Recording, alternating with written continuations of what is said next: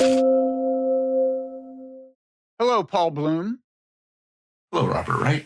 How are you doing? I'm good. Good.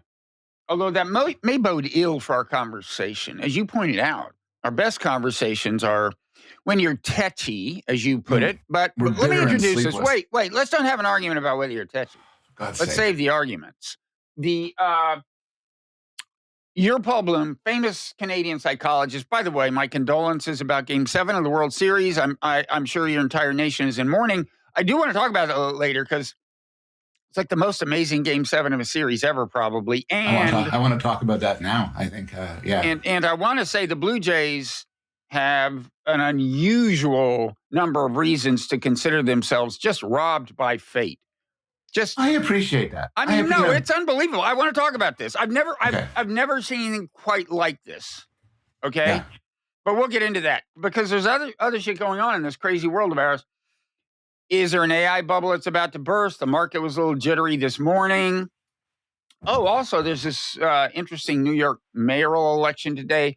But maybe the biggest single thing we'll talk about, I don't know, is the gatekeeper question raised most recently by the controversial appearance of Nick Fuentes on Tucker Carlson's show. Michelle Goldberg wrote a whole piece about this in the New York Times.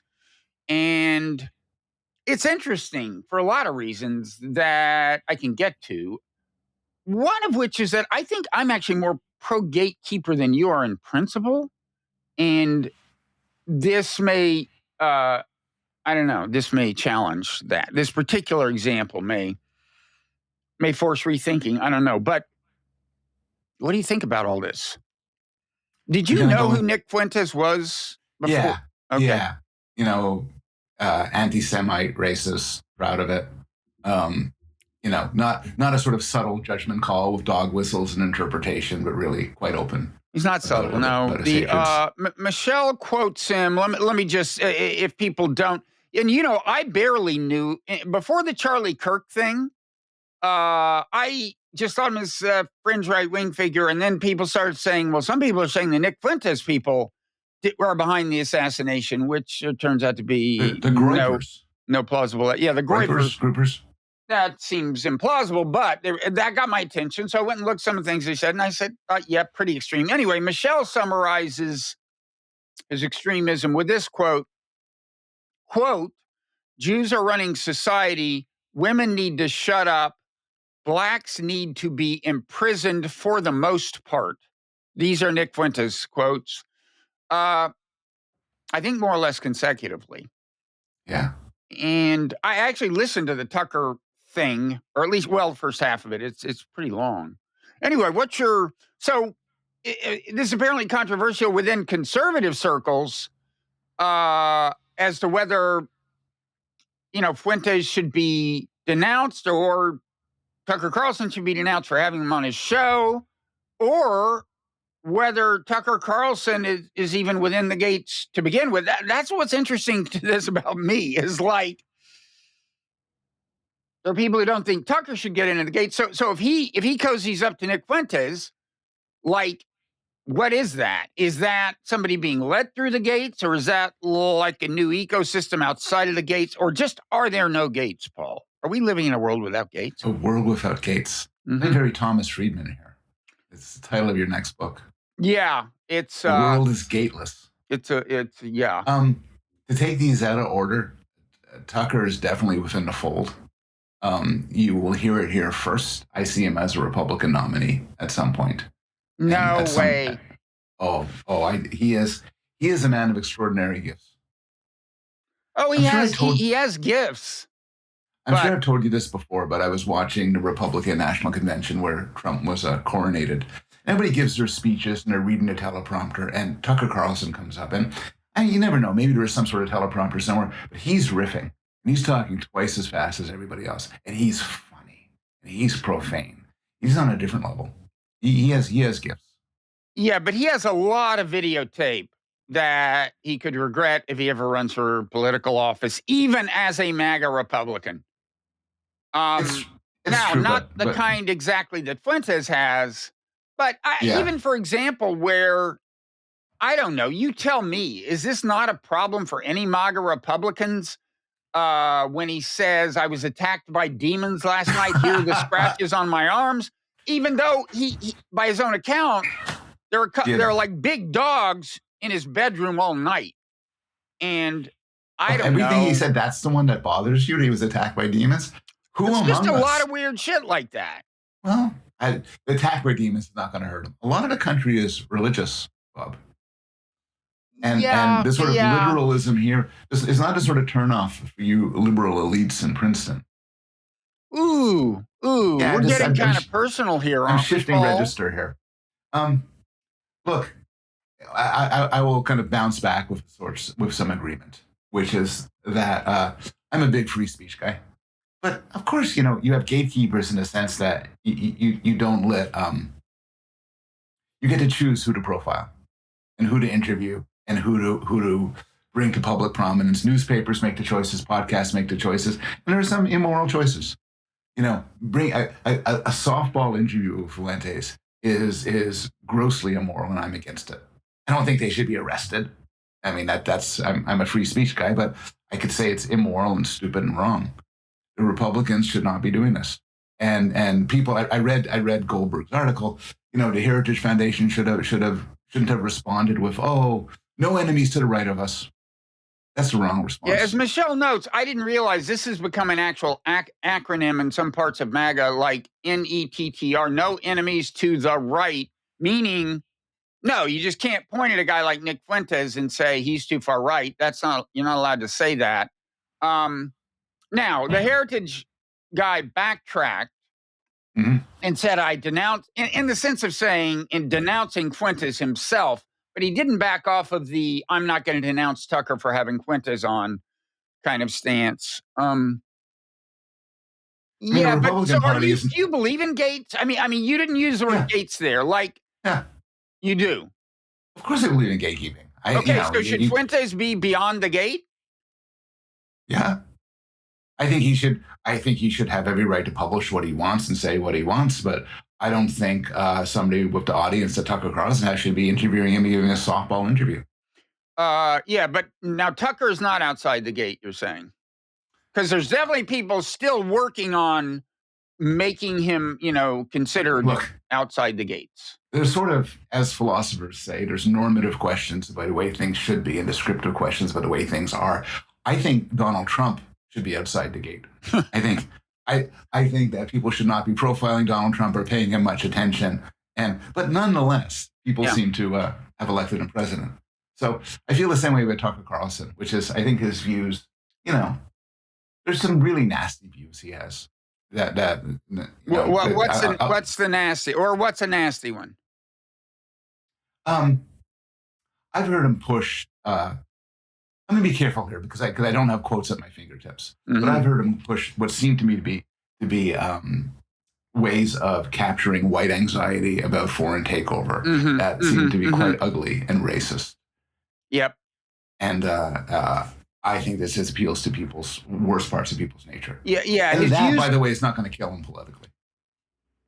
No, well, no. I think he would do well in the nomination. Yeah, process. I still don't think he could get although, look, shit could get even weirder than it is now. But yeah, I think you're right. I mean, he uses the word replacement, and then I guess his defenders try to make a fine line between what he's saying in replacement theory and this and that. And he's very conspiratorially minded, and I think genuinely so. Like he tried to convince, like when Fuentes said there had been an assassination attempt on him, which Tucker knew. And by the way, I don't know. Some people you just call him by their first name, even though you never met him. Like Dario Amodei of Anthropic. He's Dario. Tucker's Tucker. Never met either of them, but whatever. It's complicated. It's not a distinct first name because Noam Chomsky is always Chomsky, not Noam. Well, There must Noam be a is a rule more behind it. distinct, is a less distinctive first name than Tucker or Dario. I know a lot of them. I know several Noams. Some of my best friends are Really? named Noam, Paul. Really? Yeah. Lingua Franca had a profile of Chomsky, which had a wonderful title, Nome is an Island. Anyway, I know quite a few Tuckers, though. First I mean, name? not personally, but First from name? fiction. Okay, so anyway, where were we? So, yeah, actually, where were we? So we don't really disagree with this. I find the public elevation of a guy like Fuentes shocking and awful. But I got a question for you.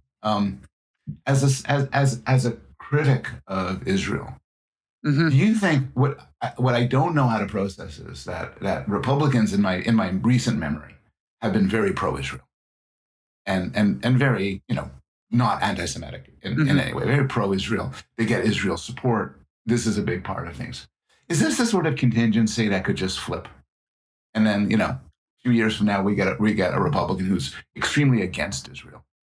Um, I want to back into that, but gets us back to the New York mayoral race. I guess a lot of people wouldn't have Yeah, predicted that somebody who said the things Mamdani has said about Israel uh, right. would But I become can New York's imagine a mayor. Democrat who's highly against Israel. Right, but you would have thought New York City, no party at all. Of course, this is before October 7th, and a lot of stuff happened, but it's still pretty surprising to me. But we can get back to that. Let me back into. I will answer your question. First, I Okay. want to quickly say the thing you said.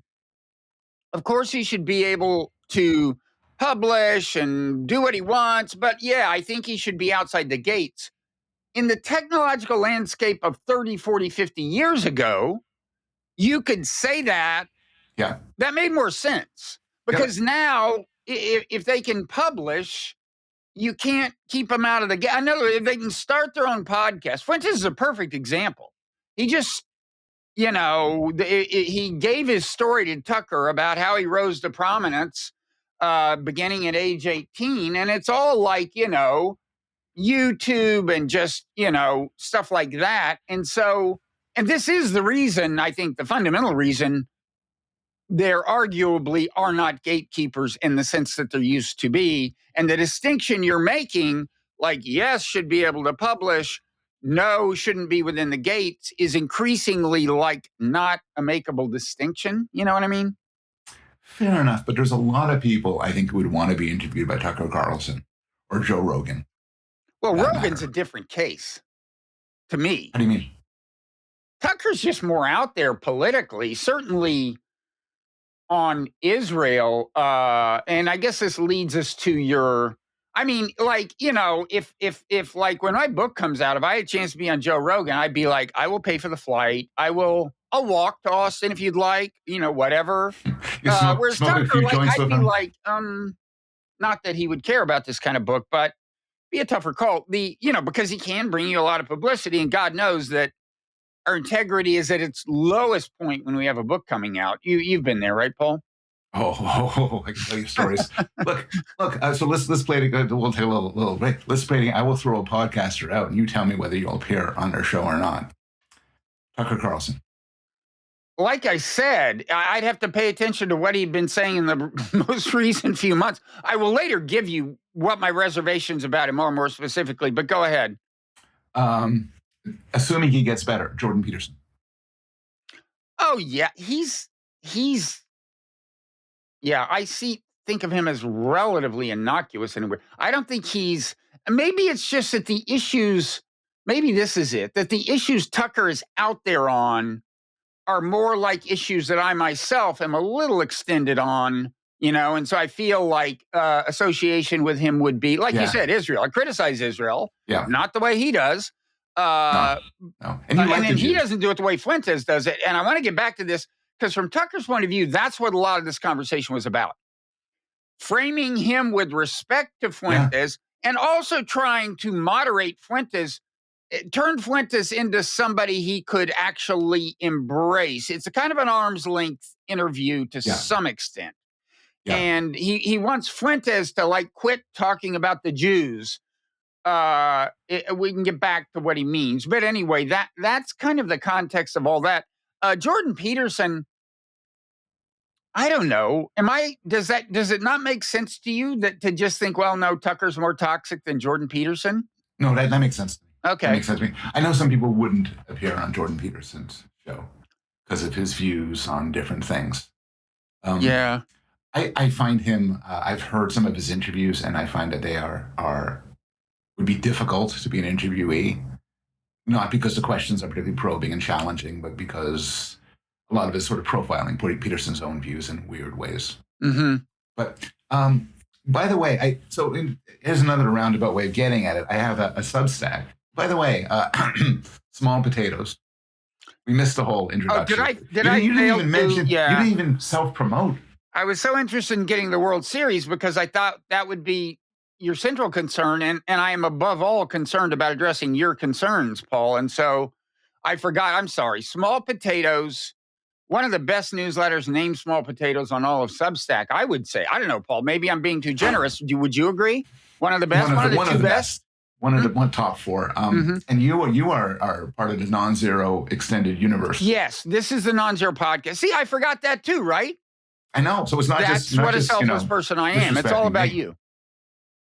Anyway, on my Small Potatoes, I have the most recent post I was on called 5 Recommendations, and I recommend Ross Douthat's excellent podcast. And we can talk about that at some point. I think he's an excellent interviewer. I think he gets great guests. And so I say this, and somebody responds and says, no, he gets guests like J.D. Vance and Steve Bannon. And he shouldn't be profiling these people.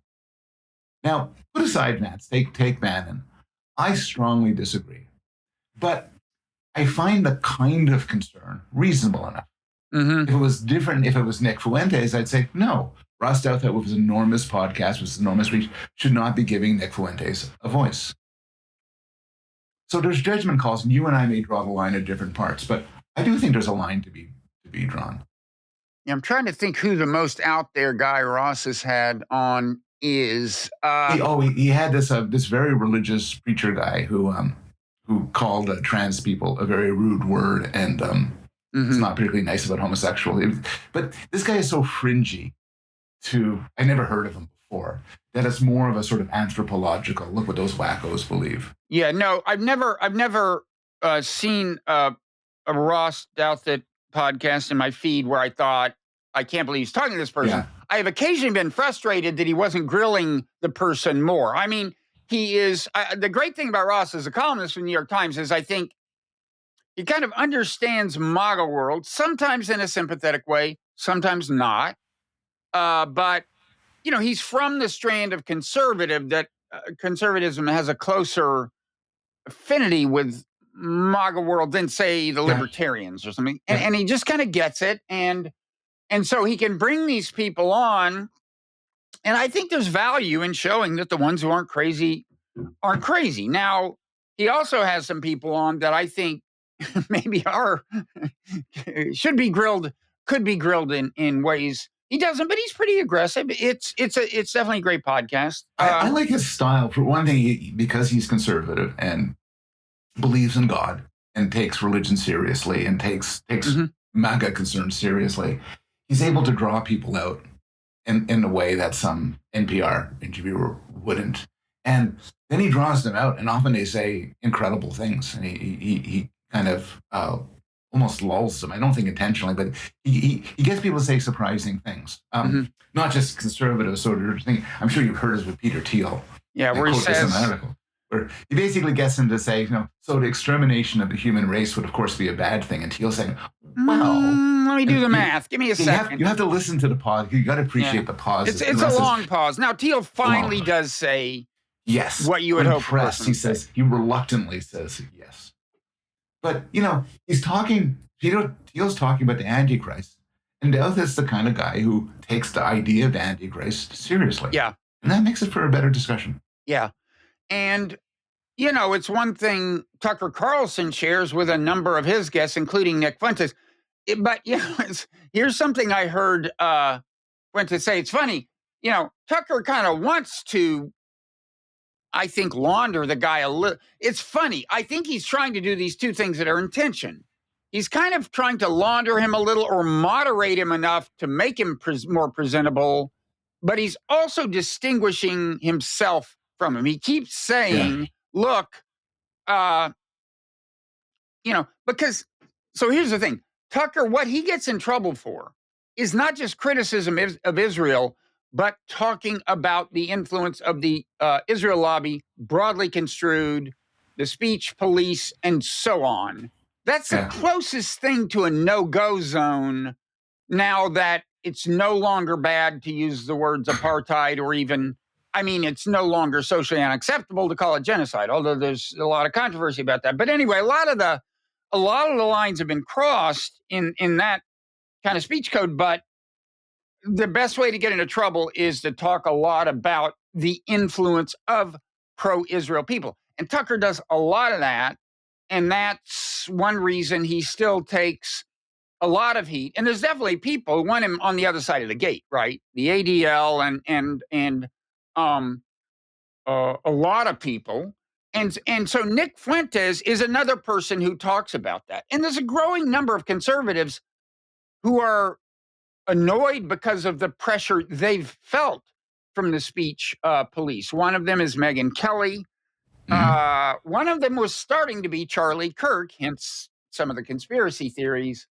But when Fuentes does it, he's like, the problem is the Jews. I mean, maybe he hasn't uttered that sentence, but Yeah. Tucker says the sensible thing. First of all, there are non-Jews who are very influential in enforcing, a pro-Israel code. Rupert Murdoch, if you look at Fox News, the Wall Street Journal editorial page. And then, as Tucker says, there are anti-Zionist Jews, there are Jews who criticize Israel, blah, blah, blah. All true.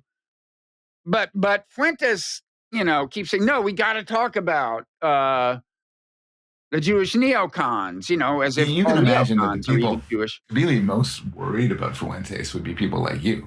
You're a powerful critic of Israel, but you quite reasonably say that is not in any way equivalent to anti-Semitism. And to make things complicated, though, there are people whose hatred of Israel stems from anti-Semitism, like Fuentes. And so he's the first person a good critic of Israel, would want to sort of repudiate. Yeah. I mean, I don't know what his position originally stems from, but yeah, he says these things that sound anti-Semitic. Not a friend of the chosen people. The story he tells is that he doesn't come from an educated family. His parents didn't go to college. He's like a freshman at Boston University. And by his account, he's like curious. He's like, and he starts asking questions about Israel, and pressure gets applied from, well, wait, is it Ben Shapiro or is some right-wing guy? I think maybe it is. Yeah, I think it is. And so he chafes at that.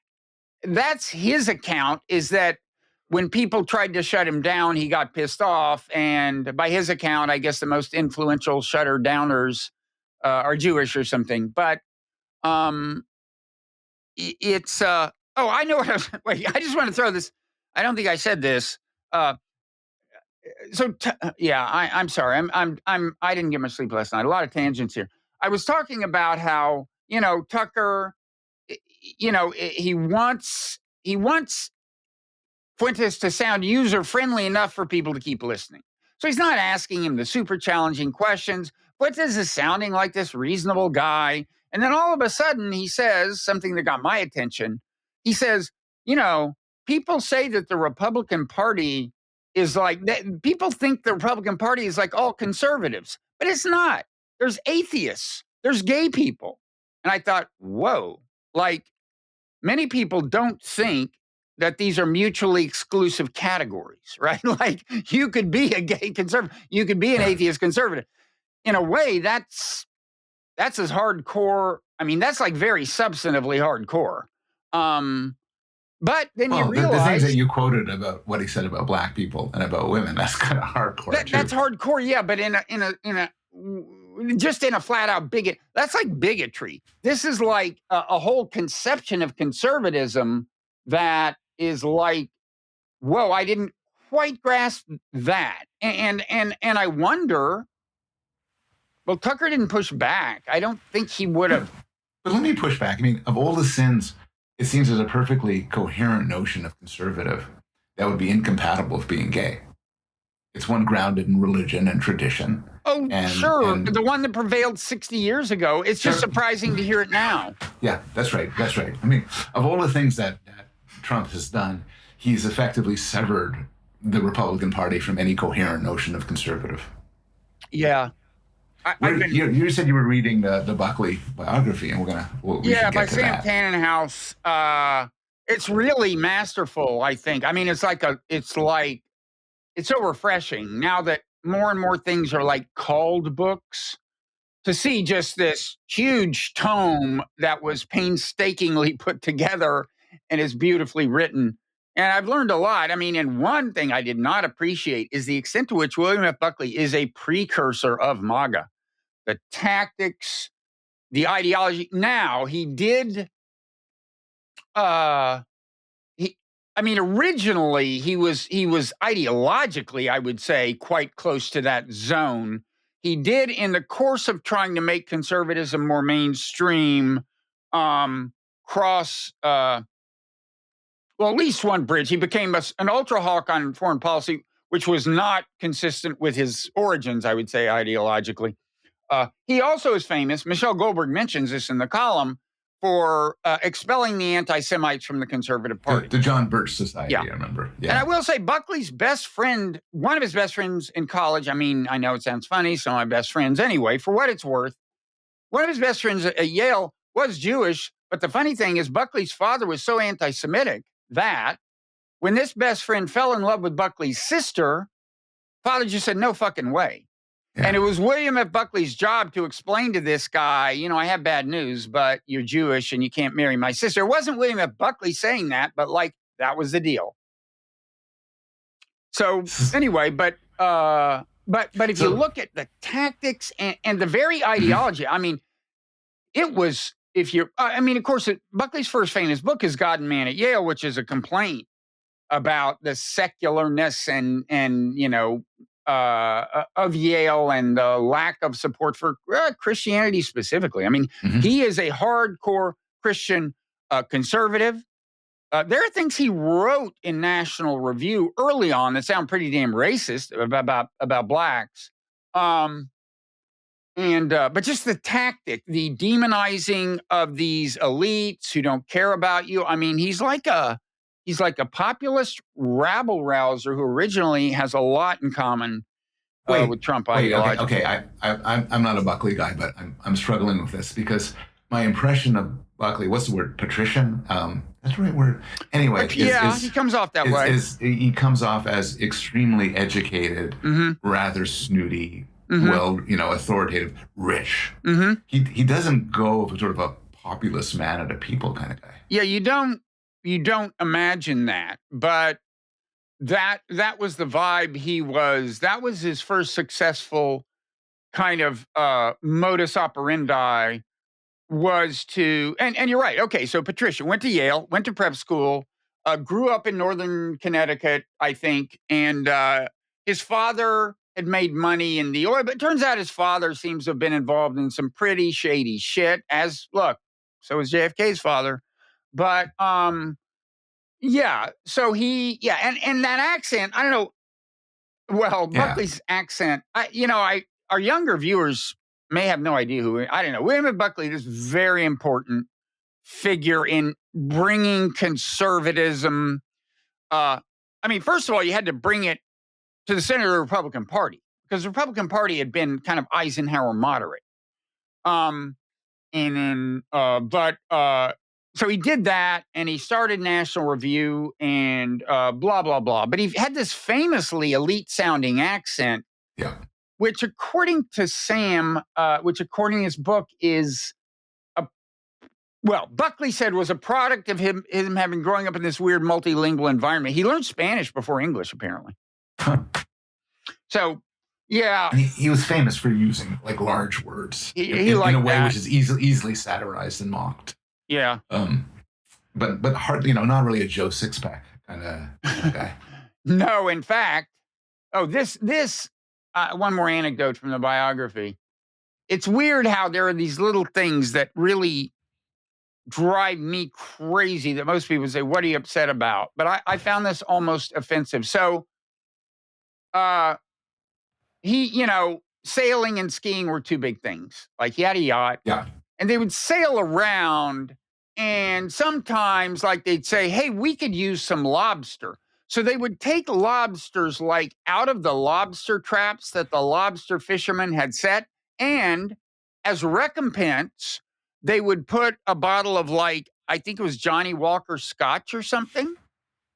And so most people would say, great deal, right? But to me, that is just so condescending and Yeah. patronizing. It's like, no, Bill, the first principle is if you're a conservative, you fucking respect their property, A, and B, you're let them eat cake deposit of your fucking bottle of I'm sorry. But anyway, Yeah.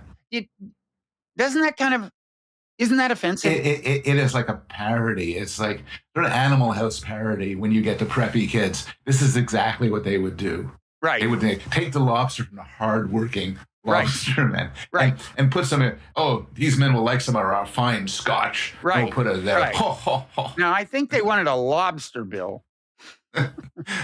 Okay, but we have this is going very well considering. But I wanted to double Considering back. who we are, considering who I am, what? Elaborate. Well, you had a poor night's sleep. Yeah. Yeah, I'm on the top of my game, but I got a lot of sleep.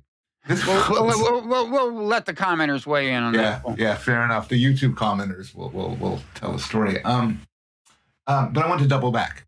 Mhm. I could easily imagine a Democratic presidential nominee and a Democratic president who despises it, who thinks Israel has committed genocide, wants us in, and there may be enough support in the Democratic Party for that person to win a nomination. Maybe it's enough support in the country for that person to become president. Do you see that in the next few years from the Republican Party? I mean, first of all, traditionally that has been undoable. There could not have been such a president in the past. I think. I mean, because I mean both parties, I would say, had political reasons not to go there, strong ones. I mean, Barack Obama, it was only, I think they actually mentioned this, Tucker maybe mentioned this, but I knew it. It was only when Barack Obama was a lame duck after the final election, uh, when the U.S. abstained from a UN Security Council vote that meant calling something Israel did a violation of international law. Obama would have loved to do that forever, but probably ideologically, but he didn't dare so long as he was going to face a re-election, or even the Democrats were going to face an election. Yeah. I mean, he didn't do it anytime during his second term when he wasn't going to face a re-election until after the last election. But so no, I mean, it's I don't want to do a whole dissection of the pro-Israel forces that impinge on politicians. A new and interesting question is in which party is that more likely, right? That's traditionally it's been impossible in both. You are seeing stronger criticism that's considered acceptable of Israel in both parties. But I don't know. What's your scenario? How does this happen? Well, what's your answer? Is it more likely to be a Republican president in your scenario or a Democratic one? I mean, I don't think we're going to see either in my lifetime, but it's much more likely to be a Democratic president for reasons I gave. But I don't find it impossible to be a Republican president. I think we learned a lot from what Trump has been doing, where all of a sudden, Trump becomes president and you have liberals cheering on the FBI and CIA and the Republicans hating them. You have all of a sudden this total flip in what people think about Putin, where the liberals think Russia's our fated enemy, and the Republicans think that Putin is this powerful guy we should respect. Here's a trivia question, Bob, and I'm sure you will answer. Who was it who said, "Fuck the Jews, they didn't vote for us anyway"?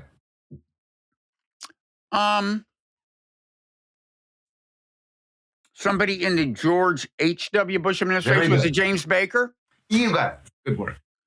We don't do these things ahead of time. You just spring on these quizzes. No, it's just Paul is still trying to stump me. But no, you did well. But so within the Republican Party, there is an acknowledgement that maybe less so than it used to be, that Jews don't vote for him. And I could just see it. I could see next week Trump, for some reason, Netanyahu fails to kiss his ass sufficiently, or Netanyahu's out, and then they get some guy who, for some reason, Trump doesn't like, and all of a sudden Trump says, "Nah, Israel, you know, we're going to have to show him a thing or two." And Well, I I could think just see the party moving lockstep with Trump.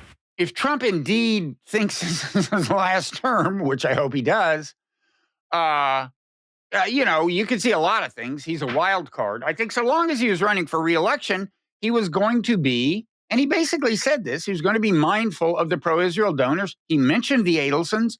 He talked about how Miriam Adelson used to come in the Oval Office and he'd recite the things he had done for Israel, and she would want even more. I mean, and both parties have that part of the donor base.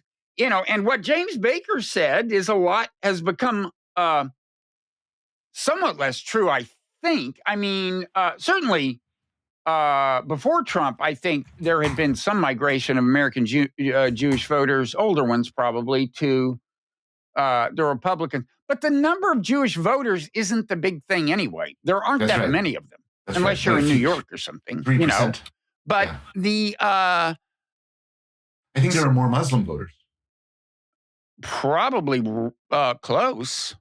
I'm not sure if quite, but yeah, it's both like what, a couple of percentage points? Yeah. From a numbers standpoint, not much.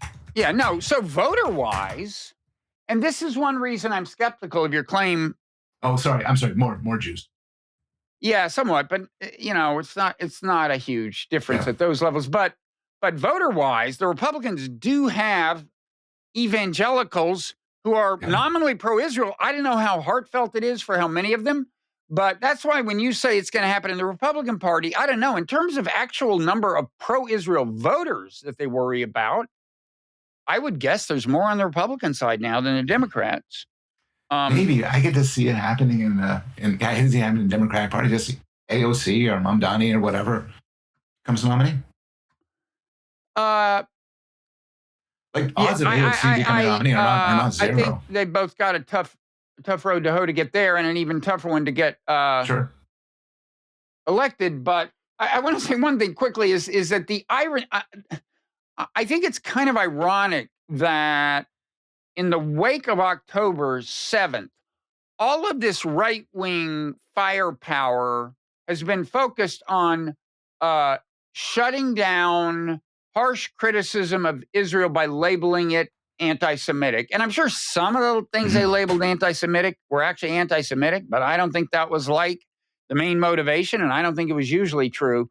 But the irony I see is I think on the right, there is probably a more organic connection and like a blurrier line between harsh criticism of Israel and anti-Semitism. And I think the kind of, like, if you look at things Tucker Carlson says and things that Nick Fuentes says, you kind of see what I mean. If you just look at Nick Fuentes, you see what I mean. I mean, who on the left is like Nick Fuentes? Really, honestly, who of these well-known Israel critics on the left are going around saying the problem is the Jews, right?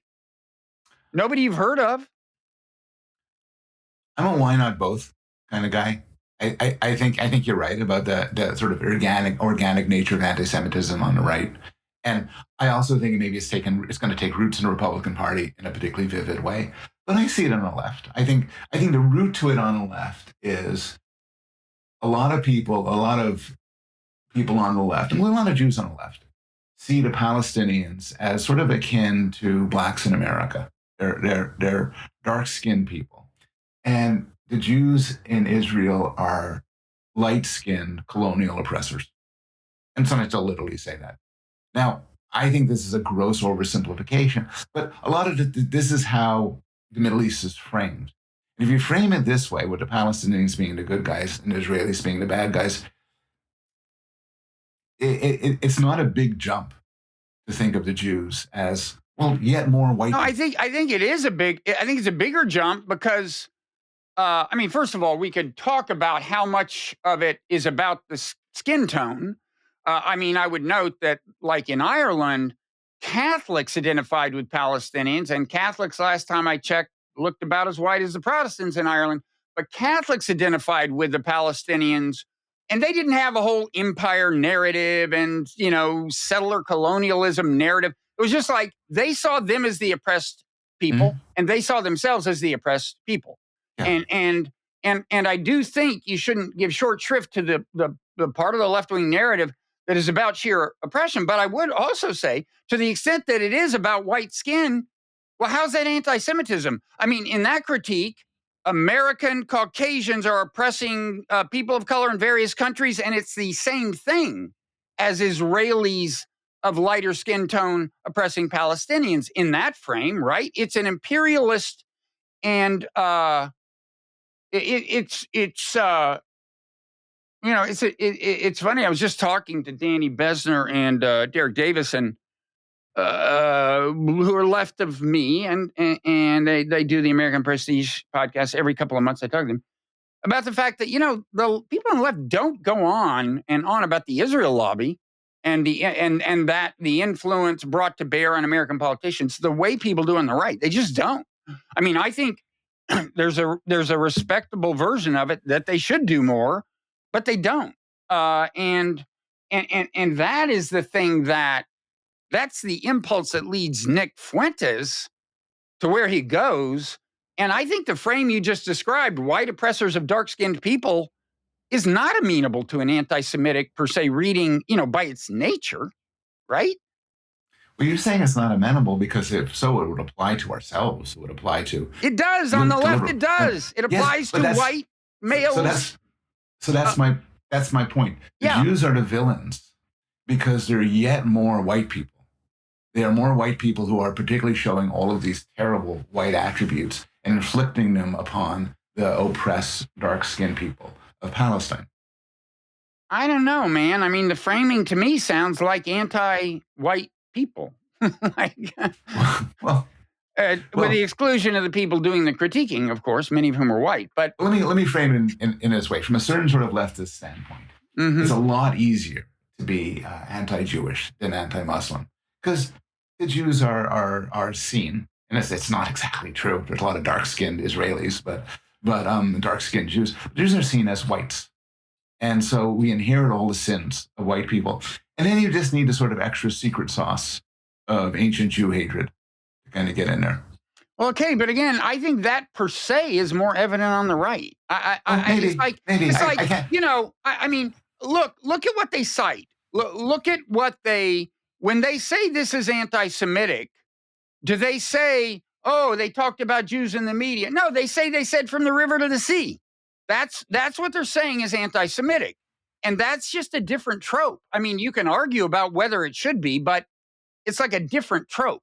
I mean, my own view is that they actually mean, most of the people saying that don't mean what Jews fear, and in some ways naturally fear they mean. Most of the people saying that don't mean anything. It's a chant. It is. But leave that aside. That's a different trope. That's not Nick Fuentes. I mean, Nick Fuentes, see, that's the thing. Nick Fuentes doesn't give a fuck about the Palestinians. He doesn't. His whole thing is, I don't give a fuck about any Americans. And actually, come to think of it, I'm mainly concerned about white Christian Americans. Yeah. Hey, in some way, this is, as we like to say, an empirical question. There's two questions, which is one question is, how much is anti-Semitism taking root in the political party, in our major political parties? The second question is, you look at polling data. I'll do my homework. I'll come with this for next time we talk. You do your polling data and you say, people who identify as liberals, conservatives, Democrats, Republicans, what do you guys think of the Jews? And I honestly don't know. It's an empirical question. There's more criticism of Israel on the left. Public opinion polling shows that, but you're right. They don't very often. Israel question They don't. Nobody's come to my door and said, what do you think of the Jews? Yeah, it's not a common polling question. It is there. There's a lot of social science research where you can get feeling thermometers, but the Jews, the blacks, the gays, the Irish, not the Irish. I just tossed that in. Well, there was a time. I know. I mean, that's the interesting thing. That's the interesting thing is like Fuentes. Wait a second. What kind of name is that? That doesn't sound British. Like, when did you become one of the chosen ones? Only in America. Kind of guy named Fuentes. Right. I mean, maybe he would say, well, these are European Spaniards, not, Latin Americans. I don't know what his heritage is, but it's kind of ironic that it really is it's amazing how overt he and to some extent Tucker are about it should be there's some sense in which it should be a white nation and a Christian nation, Yeah, it is. That is, I think, the roots of the core roots of anti-Semitism on the right. A strong belief in the power of Christianity, seeing the Jews as aliens, as corrosive aliens, communists, venomous in some way. I bet I could show you some groypers who are secular anti-Semites, but maybe not a lot, and maybe not prominent ones. I don't know. I think the secular anti-Semites come more from the left. Yeah. Which brings us the to secular the world, people generally come more from the left. So look, which brings us to the World Series. Yeah. So we've been talking for 46 minutes. I really think it's time. I hate to bring down the curtain. We're going to paywall our World Series discussion. We can do a World Series tease. We'll do a couple of World Series teases. But before we do, we're about to go into overtime. Yeah. Okay. Available to paid subscribers of the Non-Zero newsletter or Small Potatoes, a Small Potatoes newsletter, the one that Paul Bloom puts out. And here's the thing I think you really need to appreciate is that if you're a paid subscriber to either of our newsletters, you can get a 1-year paid subscription to the other one for 50% off. Paul, have I got that right? It's just, I can't believe what I'm hearing because it just seems too amazing and generous. I didn't get much sleep. Do I have the numbers wrong, Paul? Tell me. It sounds insane. It sounds crazy. Yeah. We're just giving this away. It's like, remember Crazy Eddie? Yeah, I think so. Oh, you weren't around the New York area. Crazy Eddie. Well, anyway, this is crazy. And that's all I have to say. So anyway, if you go to the post for this at our place, Go Beyond the Paywall, you'll see that link. And there have been posts of yours already, and you will eventually, you always, God bless you, get around to doing a post about the podcast. I always do. You can put it beyond the paywall there, and there's posts where you've already put it beyond, like our last one probably. Yeah. Good example. So once you subscribe, you get to this thing where you click, and then you get to Bob's podcast and newsletter for pennies.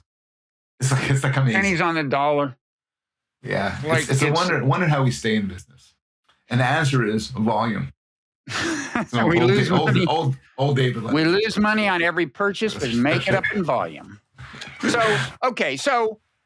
before the paywall descends, just a mind-blowing World Series Game 7, and I don't know if are you a baseball fan? Probably not. I am not, but my wife is a serious baseball fan. She's from Toronto. She got me into it. So I watched coming up to the playoffs. I watched them play the Mariners. I would watch the whole every game, and then the World Series was amazing. And for the first time in my life, really, I got into a team. I followed them. I knew what each player's strengths and weaknesses. I knew their batting averages, and I was so into the game. And then Game 7 I think it was a wonderful game. It was one of the best. I'm told by people who've seen a lot of it, was one of the best World Series games ever, and it was a heartbreaker. Man, was it? I mean, it set a new record for heartbreaking. That's what I want to talk about. Okay. Yeah. And I hadn't been paying that much because to finish my book, I did this no sports policy. We cut the cord. There was no sports on TV for the last year, but I did take out a 5-day free subscription to the streaming service Fubo, trial subscription, which I've now canceled, so I could watch the last two. Thanks for admitting that. A lot of people don't admit that little cheap moves. Oh, I've done it twice. Fubo, both times. 2 trial subscriptions. One for the Super Bowl, one for the end of the World Series. This podcast is sponsored by Fugo. Fubo, F-U-B-O. Great service. Great service. Apparently an endless stream of free trial subscriptions. Okay, so we're going to paywall. Hope you'll either follow us or rate and review us. And but wait, what are we going to discuss past the pay? This is not so well. Okay, but we are in overtime now, right? Are we? No, I thought we were gonna. Not yet. We got to say. Oh, it's been like 50 minutes. I mean, these people are asleep. It's like we got to tease the topics of it. So we're going to talk about topics. Okay, what are the other topics? I read a biography of Napoleon. Dick Cheney died. Dick Cheney died. What? I was going to talk about the great feminization, but that's a big enough topic. We could save that for some other day. Maybe we'll see. Although I don't know, I'm starting to feel my oats. We could be at this for hours. No, What a there's bargain that subscription thing is. man. AI, the AI bubble. Oh yeah, is there an AI bubble? I'll write that down. I mean, there's so much. I don't know. Yeah, we'll try to. We will get to most of it. Let's go. Oh, and we should watch. Everybody should watch The Diplomat. Read Ian McEwan's recent novel. Jesus, you're just like a plug machine. Are you getting commission on Ian? Anyway, okay. Can we go into overtime now? Let's go into overtime. Okay. All Bye, right. everybody. Thank you, and we're in overtime.